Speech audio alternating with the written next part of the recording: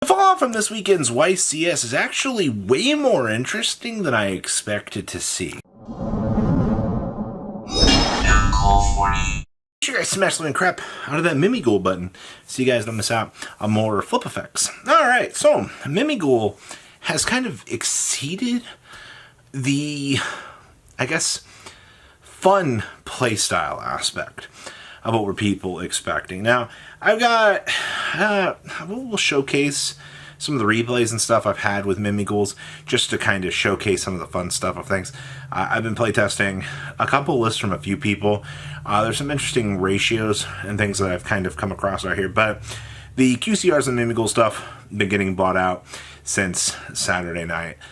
They got a pretty nice boost in price, but the dungeons and the masters are like $5, maybe $6. I expect them as the week progresses here, though. You'll start to see these rewind down to probably, I'm hoping, 3 to 4s. But you got to remember, people are looking at the Mimighoul stuff because it's an attempt to make, flip effect monsters relevant. And I find it very interesting how much the player base missed flip effects. With how quick Yu-Gi-Oh! Has become, even being able to use the Fire Sorcerer to, ping the 2 random cards out of your opponent's hand with the Maker, I'm hoping that the second wave of support will still allow this deck a fun chance in the format. My expectations are shattered, after Ash, and actually after every TCG exclusive. I try to be as optimistic as I can. I want to see these decks do something. I want the level of excitement that we could have with these. But let's keep our expectations real here. I guess spending $25 on a deck, isn't going to break the bank out here. The only real thing that's going to be a pain in the butt is, a Hero Shadow Scout if you choose to play it. Some of those other, selective choices. It's always going to be about, your deck build and what you can come up with. Ancient Gears. Now, I find this kind of interesting. I know I say that, and everybody's like, Robbie, you always say it's interesting. Well, it is. When you sit down and, look at this, I definitely have been the one to go, hey, it's going to be that one Ancient Gear duelist that's going to give you the ultimate pounding, and you're going to look around, and you're just going to be so petrified. You're just going to be like, I can't believe that actually just happened. It always was meant to happen. And actually, I think the most interesting thing is, this was before Statue came out. Like, think about that for a second. Their best support card from Animation Chronicle 2024 does not even exist in the TCG yet.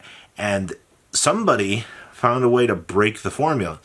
Oh, wait, you mean to tell me Ancient Gears have a card that is essentially Sengen summoning, but nobody took the time to ever figure this out? But evidently, they do. And it's cool. Yeah, that's something worth looking at out here. We're in a format right now where hand traps are so prominent. All right, Ashes, Veilers, Imperms, those are just your basic ones. Drolls, Nibiawoo in the sky, Uwu, he's coming for you. Little Space Rock, he's making his rounds. We're in such a format right now that people look at the Ancient Gear stuff, and one, it's a fan favorite. People love when they can go through their stuff, and then, a strategy clicks. And I think that was a pretty big thing with people over the course of the weekend. So, I would not be surprised to see more Ancient Gear movements over the course of the next couple of days, strictly because of that hype. And, we're missing a couple of good reprints. Yeah, right? Exodia. I went to a case tournament over the weekend. The amount of people in that room that were hyped up for Exodia resolving end games, I think was some of the craziest I have had the chance to see. Don't underestimate, we look at all the nostalgia stuff, we're like, this is so terrible, but the amount of people, the amount of these players that are cheering for the unstoppable Exodia Incarnate, being on the field, that's the kind of passion I want to see from the game. Well, the cause of Exodia being more expensive here, not only have the QCRs, remember, as of Friday, Sengenjin's Wedjus. These QCRs were the cheapest you could have got them. They were $20 a piece. I remember saying on Market Watch on Friday, these things are too cheap. You know, when you have QCRs that have an inch of playability out here, I mean, two of those things is full Fiendsmith combo. Think about that for a second. You've got to consider, you know, people are looking at this stuff because it's fun. People are willing to bling out their decks for a small amount of money for things that they choose to see.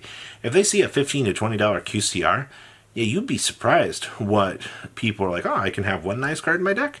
Okay, and that's exactly what started to happen out here. Also, the onks were really cheap. So, all the QCRs on the Exodia side of things, up they go. Anybody else see that one coming? No? Playability? It doesn't really matter to people right now. Because, I mean, Mimigul's got issues. But interesting to see what's going on with that. Now, I got to talk about the White Forest cards. So, Stellar went up to, I think it was $33 over the course of the weekend, which, okay, that's interesting. And then Asset followed suit, pushing up to the $20 mark here. Now, I personally think that the White Forest stuff is going to probably plummet a little bit. You got to remember, we're heading out of the NAWCQ here. It is immediate cooldown phase after this. All right, at least for the TCG. I understand that regional season is going to boot back up here, but Gami said we're not getting a ban list until mid-August. So how fatigued you're about to be after this format is really going to be rough. I do possibly see the White Forest stuff making their rounds out here, but the problem I have with this deck is you have the internal struggle right now of, do I runic with this or do I not runic with this? Until you see the definitive answer here between these two sides. I think there's hype for that. While these two sides are fighting this out, there is something to be said about that. So, for all intents and purposes right now, I would wait a little bit on the White Forest stuff. I actually just unloaded a couple of the pieces I had for the White Forest stuff, because I was like, I can't turn down, $30 a piece on these. And if they do end up having some sort of purpose, and something I want to play later, sure. Yeah, I'll deal with it later. It's a later run. But I'm not somebody that's looking at his archetype and going, wow, that looks fun. I mean, the Toy Soldier stuff seems fun, but I don't really want to go through the combo lines with it. And then we have Rescue Ace. So, Japan has made this deck out to be the ultimate in technology. And I'm not going to lie to you.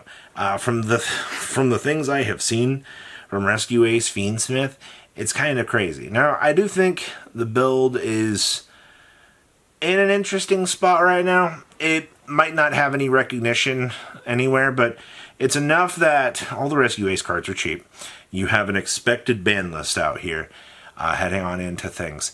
And if you think that the Rescue Ace stuff is, just kind of going to head on up to the top here, that'd be the thing I'd want to look at right now. Obviously, all hands on the Ubel deck, because if something happens to Snake Eye, you watch that podium crash on down here with things. We'll have to wait and see. Like I said, keep an eye on your Rescue Ace stuff. If you're going to sit here and be like, I don't follow the OCG, Robbie. It doesn't make sense to me. Okay. I've had enough arguing with people about the trends in the OCG versus the TCG. I understand there are variations in the formats, but most of the top end on both formats is kind of the same thing. Very strange, right? Snake Eyes is, it's here in both formats, but that Fiendsmith package, kind of nuts. So, that is your market roundup over the course of the week here, on the weekend fallout. Watch everything. There's a lot of moving parts. You guys have a good rest of your day. Patrons, thank you.